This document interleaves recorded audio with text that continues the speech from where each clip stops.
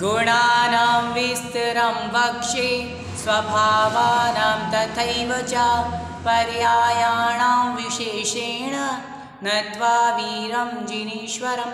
जय बोले देवादिदेव एक हजार ऋषि आदिनाथ भगवान की जय हो। पूज्यवर आचार्य भगवंत देवसेन स्वामी महाराज द्वारा विरचित आलाप पद्धति जी ग्रंथ का हम लोग स्वाध्याय कर रहे हैं और इसमें हमारी चर्चा चल रही है। सूत्र नंबर 104 तक चर्चा हो गई, या सूत्र नंबर 105 की चर्चा करेंगे। तो ये हमारी कक्षा नंबर है 20। तो आइए हम चर्चा करते हैं। अब हमारा नया अधिकार है पर्याय व्युत्पत्ति अधिकार। पहला हमारा अधिकार इसके पहले का कौन सा था? गुण व्युत्पत्ति। अब यहाँ पर पर्याय की व्युत्पत्ति की है। तो आइए सूत्र नंबर 105 पढ़ते हैं। स्वभाव विभाव रूपतया याति पर्येति परिणमतीति पर्याय, परिणमति इति पर्याय, ऐसा बन जाएगा। तो कह रहे स्वभाव विभाव रूप जो हमेशा क्या करती रहती है? परिणमन करती रहती है, वह पर्याय कहलाती है। गुणों के विकार को क्या कहते हैं? पर्याय। विकार अर्थात क्या होता है? परिणमन। विकार का अर्थ क्या होता है? परिणमन होता है। परिणमन अर्थात गुणों में निरंतर परिणमन होते रहना। जो गुणों में परिणमन होता है वही तो पर्याय है।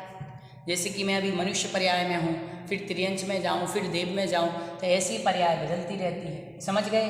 और पर्याय आपको दो प्रकार की बताई थी हमने। कौन कौन सी पर्याय बताई थी?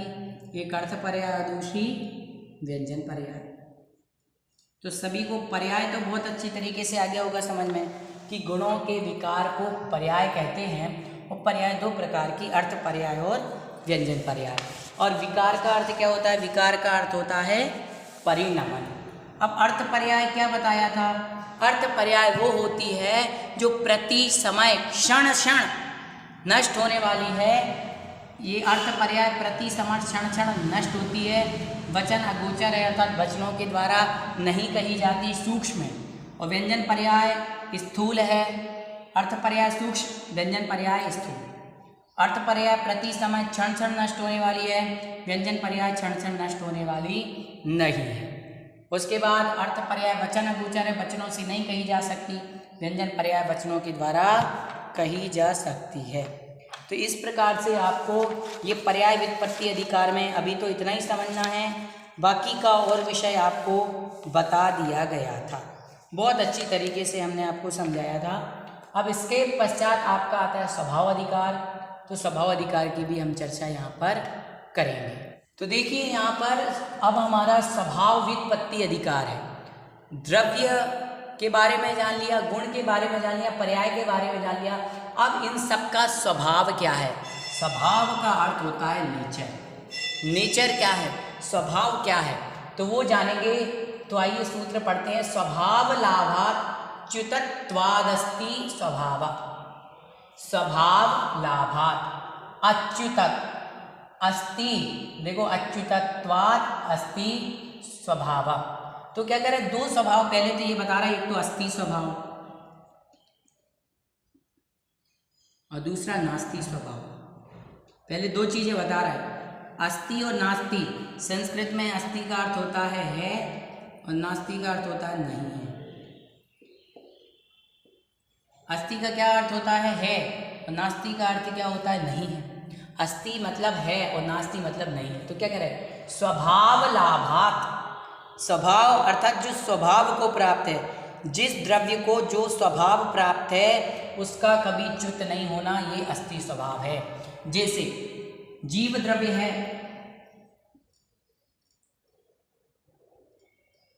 जीव द्रव्य का स्वभाव क्या है? जानना और देखना।